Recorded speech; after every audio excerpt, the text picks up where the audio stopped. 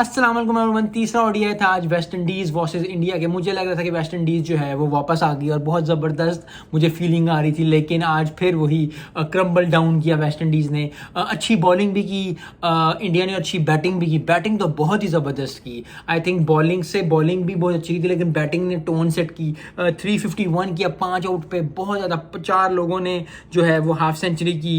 ईशान किशन ने 77 किया। शुभमन गिल, जिसको टेस्ट मैच में भी मैं कह रहा था आज अगर आप वीडियोस देखे पड़ेंगे जाके कि शुभमन गिल को परफॉर्म करना चाहिए, क्योंकि अगर इंडिया ने एशिया कप जीतने, अगर इंडिया ने वर्ल्ड कप जीतने तो शुभमन गिल को परफॉर्म करना पड़ेगा, शुभमन गिल को अच्छा खेलना पड़ेगा। और आज उसने अच्छा खेला, ठीक ठाक खेला। 85 स्कोर किया, थोड़ा मिस किया सेंचुरी, क्योंकि जब 80s में 85 जब बंदा पहुंच जाता है तो मुझे हमेशा दुआ होती है कि यार वो 100 कर दे, चाहे वो कोई भी क्रिकेट की टीम हो। क्योंकि अगर आप 85 करके तो 15 स्कोर रह गया तो इतना ज़्यादा बिल्डअप करके, लेकिन फिर वही है कि वो वेस्ट इंडीज़ लोग भी खेलने आए हुए थे। लेकिन ओवरऑल जो है हार्दिक पांड्या ने 70 स्कोर किया 134 की एवरेज से। स्ट्राइक रेट था 134 का।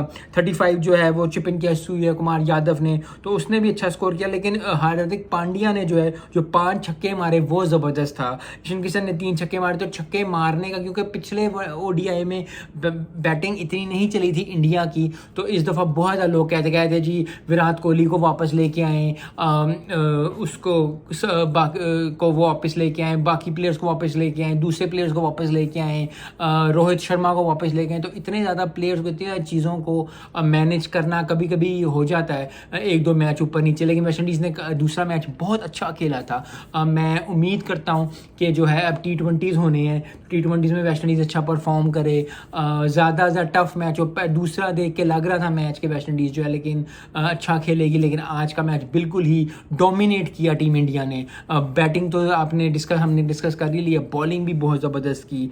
बॉलिंग में 4 विकेट ली ठाकुर ने, 3 विकेट ली मुकेश कुमार ने। आई थिंक उनको 350 जब स्कोर हो गया था तो आई थिंक वेस्ट इंडीज उसी वक्त ही मोमेंटम जो था वो शिफ्ट हो गया था इंडिया की तरफ। यस, उन्होंने तो परफॉर्म कभी भी वो उस तरह परफॉर्मेंस में नहीं आए कि परफॉर्मेंस इस तरह दिखे कि जी सेटल थे West Indies player regular intervals पे आउट होते रहे और फिर जो है at the end of the day 151 पे जो है वो आउट हो गए।